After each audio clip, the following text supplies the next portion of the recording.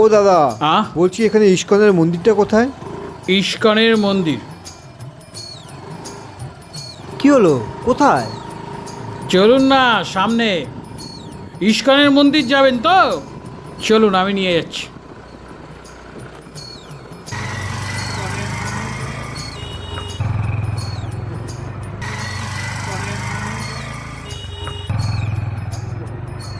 দাঁড়াও দাঁড়াও দাঁড়াও দাঁড়াও দাঁড়াও দাঁড়াও। Tata, bye bye. ও দাদা, এখানে ইস্কনের মন্দিরটা কোথায়? এখানে তো আমার বাড়ি। কি?